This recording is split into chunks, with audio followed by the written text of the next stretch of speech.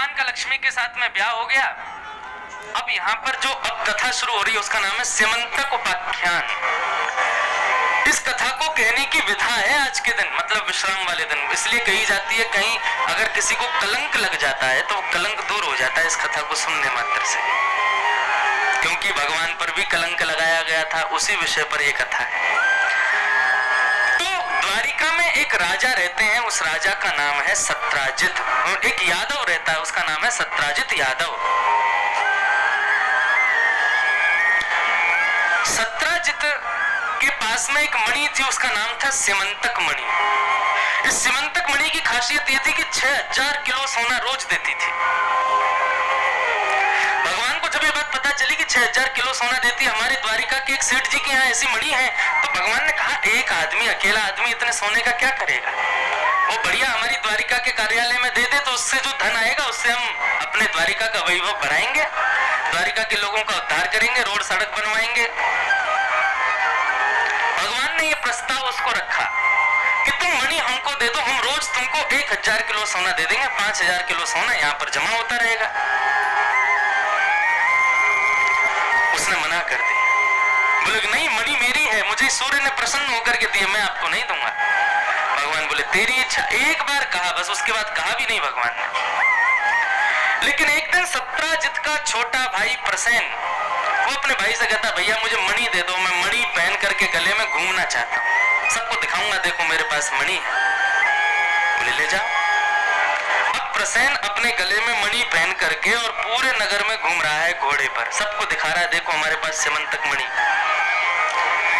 भ्रमण करता करता जंगल की ओर गया, तभी एक शेर ने उसको देखा, उसकी मणि को चमकता हुआ देख शेर ने जोर से झपट्टा मारा, प्रसेन को मार दिया, उसके घोड़े को मार दिया, और उसकी जो मणि थी उसको शेर ने ले लिया। और शेर लेकर के उस मणि को जाने लगा, तभी एक भालू सामने से आया, उसने देखा शेर के हाथ में कुछ चमक रहा है, दोनों का युद्ध हुआ, भालू ने शेर को मार दिया, मणि लेके भालू चला गया। ये भालू कोई और नहीं श्री जामवंत जी हैं, श्री जामवंत जी। और जामवंत जी की बेटी है जामवती। जामवंत जी ने वो मणि ले जा करके अपनी पुत्री जामवती को खेलने के लिए दे दी, बोले खेलो बेटा इससे। अब हुआ क्या, बहुत सावधानी से सुनना, बड़ी मजेदार कथा है। प्रसेन 5 दिन तक लौट करके नहीं आया, तो फिर सत्राजित ने पूरी द्वारिका में हल्ला मचा दिया कि कृष्ण ने मुझसे मणि मांगी थी, मैंने देने से मना कर दिया, मेरा भाई पहन करके निकला तो इन्होंने उसको अवगाह करके उसको मार करके मणि को अपने पास रख लिया है। पूरी द्वारिका में भगवान की निंदा होने लगी। राम राम राम।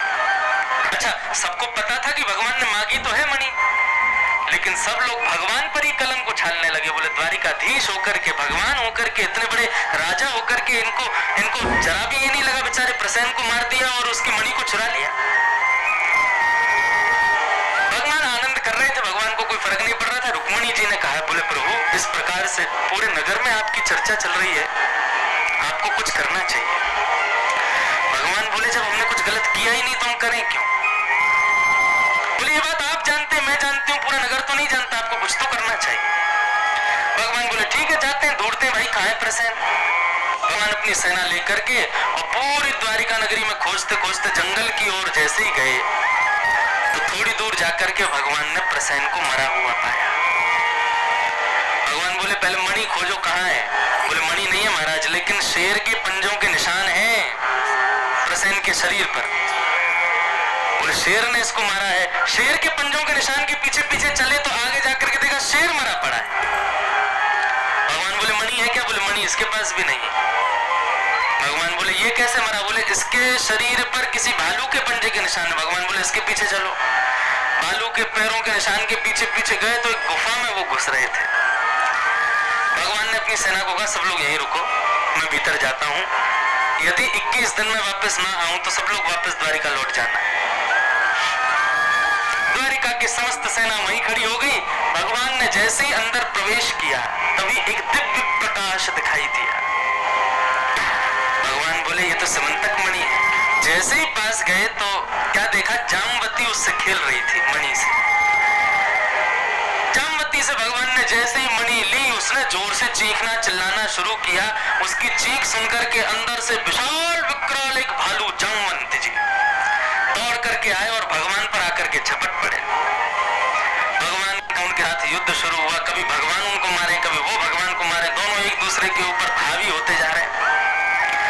21 दिन पूरे हुए महाराज, लड़ते लड़ते लड़ते लड़ते पसीना पसीना हो गया। जामवंत जब नस नस ढीली हो गई, तब परास्त होकर के भगवान के चरणों में प्रणाम करते हुए कहा, जय हो मेरे रघुनंदन श्री राम, मैं आपको प्रणाम करता हूं। भगवान बोले, रघुनंदन कौन हो भाई? बोले, मुझे भूल गए, जामवंत के वचन सुहाए, मैं जामवंत हूं, आपका सतयुग का मित्र। भगवान बोले, तुम उनको पहचान गए? बोले, पहचान गया, आपने मुझे तभी बता दिया था कि आप आएंगे मेरी कुटिया पर। भगवान ने अपने हृदय से लगाया। जब रावण को मार करके आए थे भगवान श्री राम, तब सबको भगवान ने उपहार दिया और जिसकी जो इच्छा थी वो दिया। जामवंत जी महाराज जैसे आए तो भगवान कुछ देने लगे। बोले, मुझे ये सब नहीं चाहिए प्रभु। क्या चाहिए? बोले, जो मांगूंगा सो आप दोगे नहीं। बोले, बताओ तो सही क्या चाहिए? बोले, पूरे राम रावण युद्ध में केवल 2 थे मेरे समान बलवान। कौन कौन? बोले, एक कुंभकर्ण, दूसरा रावण। एक को आपने मार दिया, एक को आपके भाई ने मार दिया। भगवान बोले, तो फिर? बोले, मेरी हाथ की खुजली अभी मिट्टी नहीं है, मेरे को लड़ना है। भगवान बोले, तो फिर तुम्हारे लिए किसको बुलाया? बोले, मेरे समान बलवान और कोई है नहीं, और किसी से लड़ूंगा तो मेरी खुजली जाएगी नहीं। मेरे समान बलवान तो आप ही हो, आप ही लड़ो मुझसे।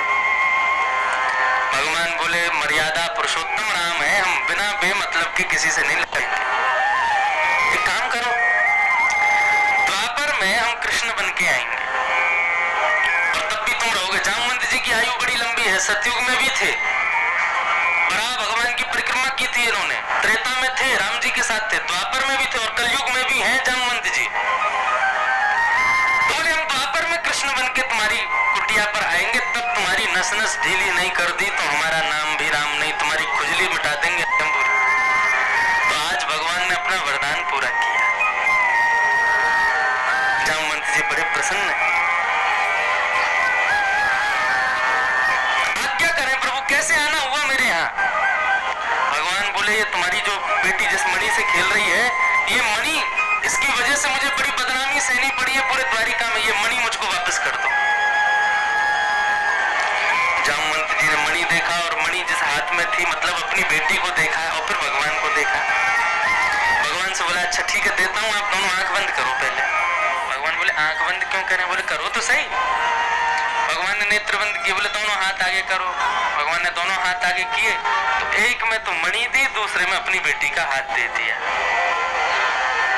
भगवान ने जैसे आंख खोल के देखा, बोले, ये क्या कर रहे हो आप? बोले, मेरी बेटी के लिए आपसे अच्छा कोई वर नहीं मिलेगा, अब आप इससे ब्याह कर लो। भगवान बोले, वो सब तो ठीक है, लेकिन एक कलंक दूर होगा हमसे कि भाई समंतक मणि हमने नहीं चुराई, ये कलंक तो दूर हो जाएगा, दूसरा कलंक हम पे लग जाएगा। बोले, इनको कोई नहीं, भालू ही मिला था ब्याह करने को। जामवंत जी बोले, मुझे नहीं पता प्रभु, मर्यादा वर्यादा सब गई त्रेता में, अब तो आप द्वापर में लीला पुरुषोत्तम हो, मेरी बेटी से आपको ब्याह करना पड़ेगा।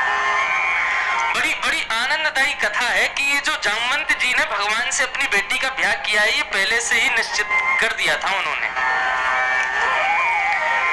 क्या हुआ? बड़ी बड़ी अच्छी कथा है, ध्यान से सुनो। कथा तो सबरी अच्छी है, लेकिन ध्यान से सुनो।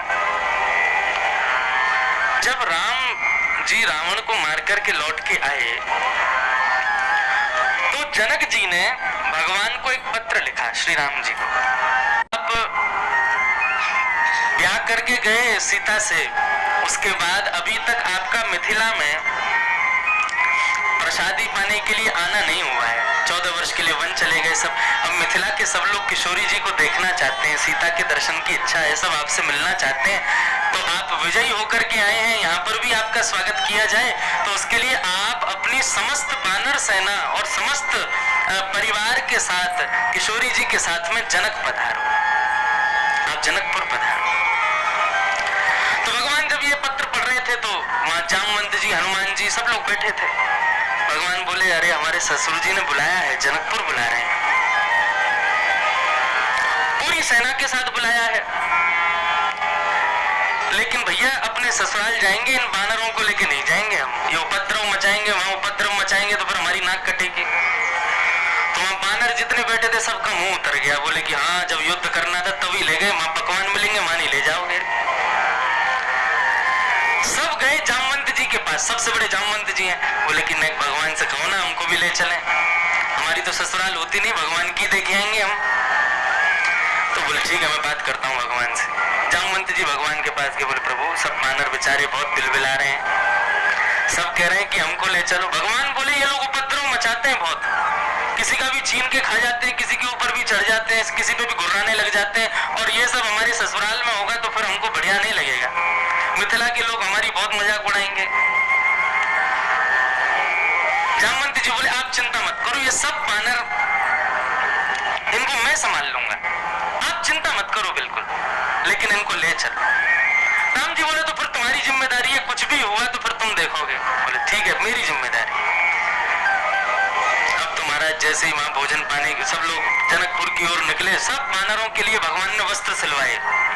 सब बानर वस्त्र पहन पहन करके, पगड़ी पहन पहन करके, बढ़िया सज धज के, लाखों करोड़ों की तादाद में बानर की सेना सब जा रहे हैं कहां, जनकपुर में।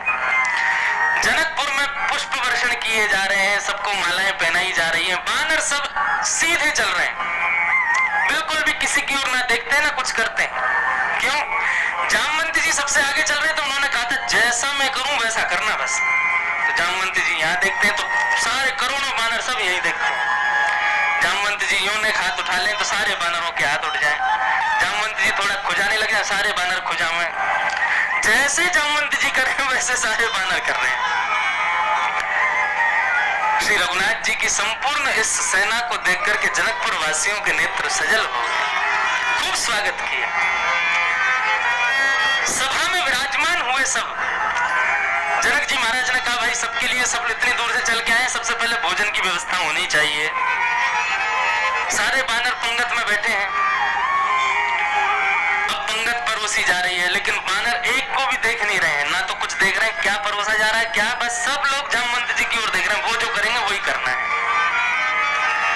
बानरों को पंगत परोसो क्या, वो पंगत परोसने वाले से ही पहले छीन लेते हैं, लेकिन यहाँ बानर सब अपने हाथों को पकड़ के बैठे हैं, हमें कुछ नहीं लेना। सारी सामग्रियां आ गई, लेकिन बानर कुछ उठा के खा ही नहीं रहे। सब जामवंत जी को देखा ये खामे तो वही वैसे खाएंगे। जामवंत जी ने पूरे पकवान आदि सब देखे, सबसे पहले खजूर उठाया, अब उसको लेकर के जामवंत जी ऐसे ऐसे देख रहे हैं तो सारे बानर भी उसको घुमा घुमा के देख रहे हैं। जैसी जोर से उसको दबाया तो उसकी गुठली उछल गई। अब जैसे ही गुठली उछली तो गुठली को उछलता देख जामवंत जी बोले अच्छा मेरे हाथ से निकल के भग गई, तो जामवंत जी जोर से उछल गए। अब तो जैसे ही जामवंत जी उछले हुए, यहाँ बानरों ने उछलना कूदना शुरू किया, और यहाँ से वहां कूद रहे, वहां से वहां कूद रहे, कोई राम जी की थाली में कूद रहा है, कोई जनक जी की थाली में कूद रहा है, और जिसके हाथ में जो पड़ रहा है वही लेके भाग रहा है, खा रहे हैं। अब तो छूट मिल गई पूरी। ये पूरा दृश्य देख के राम जी अपने मुंह पे हाथ धर के बैठे थे, बोले खूब समझाया था मत करना, लेकिन जनक जी ने जब ये दृश्य देखा तो वे बड़े आनंदित हो गए और उन्होंने प्रभु श्री राम को अपने हृदय से लगा लिया। दूर खड़े हुए अपने आप पर ग्लानि कर रहे जामवंत जी बोले कि सब बिगाड़ दिया हमने, लेकिन तभी वो भगवान की ओर देखते हैं तो भगवान जनक जी के हृदय से लगे हुए, और इतना वात्सल्य जनक जी का राम जी के ऊपर उमड़ रहा है। वो दृश्य देख करके श्री जामवंत जी के हृदय में भावना उत्पन्न होने लगी कि जिस प्रकार श्री जनक जी ने अपनी बेटी का ब्याह करके इतना वात्सल्य प्रेम ठाकुर जी के प्रति प्रकट कर रहे हैं, ऐसा प्रेम मुझे कब मिलेगा, ऐसा वात्सल्य करने का अवसर मुझे कब मिलेगा। तो भगवान श्री राम तो सबके हृदय की बात समझते हैं। ऐसी भावना जैसे ही जामवंत जी के हृदय में आई, प्रभु श्री राम ने जामवंत जी की ओर देख के इशारे में कह दिया, बोले अगले जन्म में जब हम कृष्ण बन के आएंगे अवतार में, तब तुम्हारी बेटी से ब्याह करेंगे और आपको वही सुख प्रदान करेंगे जो सुख आज हम श्री जनक जी महाराज को दे रहे हैं। तो जामवंत जी तो कब से प्रतीक्षा कर रहे थे कि भगवान कब आए। आज भगवान को बेटी भी दे दी और बेटी के साथ में मणि भी दे दी। भगवान बोले अब क्या करें क्या करें, पूरी द्वारिका नगरी हम पर कलंक उठाएगी। बोले बालू की बेटी से ब्याह कर लिया, घोड़े पर और स्वयं बैठे, फिर उसको उठा के उसको भी बिठाया और अपनी काली सौल, काली कमली से ठाकुर जी ने उसको ढक लिया कि किसी को दिखे ना, छोटी सी है अभी। उसको लेकर के भगवान द्वारिका पहुंचे। द्वारिका में सब लोग यज्ञ कर रहे थे, हवन कर रहे थे, देवी की अर्चना कर रहे थे कि हमारे द्वारिकाधीश सही सलामत वापस आ जाए। भगवान छुप छुपा करके अपने रुक्मणी जी के महल में पहुंचे और वहां पहुंच करके रुक्मणी जी के कक्ष में जाकर के देखा कोई है तो नहीं, कोई भी नहीं है। वहां पर जामवती को बिठाया और बिठा करके बाहर आकर के जैसे ही गेट बंद करने लगे, पीछे से रुक्मणी जी आ गई। द्वारिकाधीश, भगवान बोले अरे आओ आओ। रुक्मणी बोले आप कब आए लौट के? बोले बस अभी अभी आया। इतना विलंब क्यों हो गया, कहाँ हो गया, क्या हुआ, हमें बताओ तो सही। भगवान बोले रुक्मणी अब क्या बताएं, भगवान की चतुराई देखो। भगवान कह रहे हम गए तो थे सिमंतक मणि लेने के लिए, लेकिन एक वहां पर बड़ी सुंदरी तपस्या कर रही थी और उसकी तपस्या देख करके हमारा मन उस पर आ गया। हमने जाके पूछा हे सुंदरी आप किसके लिए तपस्या कर रही हो? तब वो सुंदरी बोली कि हम द्वारिकाधीश को पति रूप में वरना चाहते हैं, उनके लिए कर रहे हैं। तो देवी हम क्या करें, हम तो उससे ब्याह करने में व्यस्त हो गए, ब्याह कर करा के अभी लेके आए, थक गई बेचारी, सो रही है भीतर। रुक्मणी जी बोली सुंदर है? बोले तुम देखना मत, नहीं तो लज्जा आएगी तुमको खुद पे, इतनी सुंदर है। बोले हमसे भी ज्यादा सुंदर? बोले बहुत सुंदर है तुमसे तो, तुम कुछ नहीं हो उसके आगे। अब उनको क्या पता भीतर कौन बैठी है। रुक्मणी जी को क्रोध आया और उन्होंने बिना देखे शाप दे दिया। बोले इस भवन के भीतर जो भी बैठी है मैं उसको शाप देता हूँ, वो मुझसे थोड़ी कम सुंदर स्त्री हो जाए। अब जैसे ही शाप दिया और जैसे ही किवाड़ खोल के देखा, तुम्हारा जामवती जो भालू के वेश में थी वो एक सुंदर राजकुमारी के वेश में वहां पर खड़ी है। भगवान ने रुक्मणी जी को हृदय से लगाया और धन्यवाद, हमारा काम तुमने बढ़िया कर दिया। ये जो दूसरा कलंक लगना था उससे बच गए हम। और भगवान ने दूसरा ब्याह समस्त द्वारिका के सामने श्री जामवती के साथ, और जामवती ने गवाही दी कि मणि उनके पास कैसे आई और सब बिल्कुल क्लियर हो गया। भगवान पे जो कलंक था वो अब मिट गया। अब कलंक किस पे लग गया? सत्राजित पे, जिसने भगवान पे कलंक लगाया था। अब द्वारिका के लोग उसको गाली देने लगे। बोले इसको शर्म नहीं आई, भगवान के बारे में ऐसा बोल दिया, भगवान के लिए ऐसा कर दिया। सत्राजित बड़ी चिंता में बैठा था, क्या करूं क्या करूं क्या करूं, कैसे इस कलंक से बचूं। तभी उसने देखा उसके घर में भी एक युवा कन्या थी, उसका नाम था सत्यभामा। उसने कहा कि यदि मैं अपनी बेटी का ब्याह द्वारिकाधीश से कर दूं, द्वारिकाधीश को अपना संबंधी बना लूं, तो द्वारिका के लोग मेरे कलंक को दूर कर देंगे। सत्यभामा की पहले सगाई हो चुकी थी। किससे हुई थी?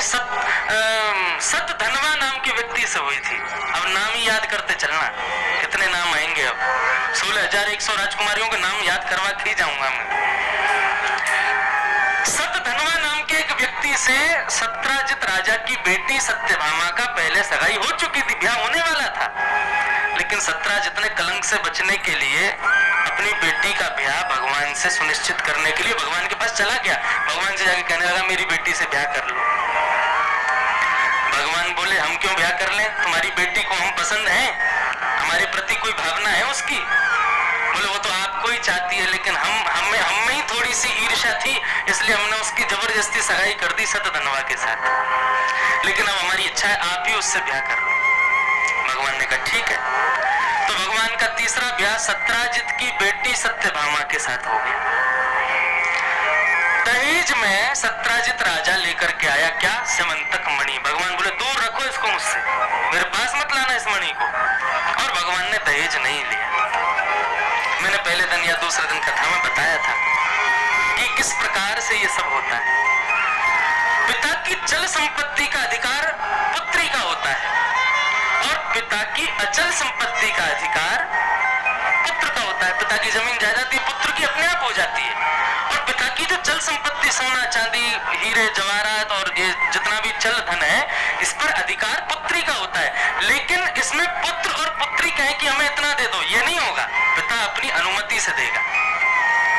और जमाई का तो दूर दूर तक प्रश्न ही नहीं उठता है कि वो कहे मुझे ये दो तो मैं ब्याह करूंगा। नहीं, दहेज का मतलब क्या है कि पिता अपनी चल संपत्ति में से कुछ अंश अपनी पुत्री को दे देता है। उस कुछ कह ही नहीं सकते कि हमको ये चाहिए या ये चाहिए या ये चाहिए। ये तो हमने बिगाड़ दी पूरी प्रथा। तो इस प्रकार भगवान ने दहेज लिया ही नहीं। अब हुआ क्या, बड़ी भयंकर महाराज स्थिति हो गई। सत्यभामा का ब्याह हो गया भगवान के साथ। अब जिससे उसकी सगाई हुई थी सतधनवा, वो चिंता करने लगा, बोले राम राम, हम तो ये मणि के लिए ही तो ब्याह कर रहे थे, हमको दहेज में मिलेगी, और ये तो मणि भी गई और वो भी गई। तब अक्रूर जी जो भगवान को ब्रज से लेकर के कल गए थे कथा प्रसंग में, वो अक्रूर जी सतधनवा के मित्र थे। अक्रूर जी के पास जाके सतधनवा ने कहा, तो अक्रूर जी ने उसको एक युक्ति बताई, बोले काम कर, क्या, देख बेटी तो तेरे हाथ से गई, मणि अभी भी पिता के पास ही है, तो क्या कर, बोले अर्धरात्रि में जाके तू सतधनवा को मार दे, मणि चुरा के भाग जा, और द्वारिका से इतना दूर चले जाना कि कोई तुमको पा ना सके। बोला ठीक है।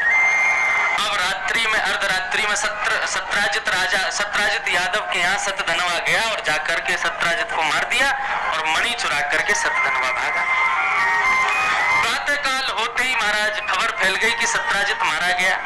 अब सत्राजित कौन है, भगवान का ससुर है, तीसरा ससुर। सुबह सुबह चीखना शुरू किया सत्यभामा ने, रोना शुरू किया, मेरे पिता मर गए। तो भागवत में तो वर्णन ऐसा है कि भगवान भी पछाड़ खा खा के रो रहे हैं, बेचारे बहुत अच्छे थे, कहाँ चले गए।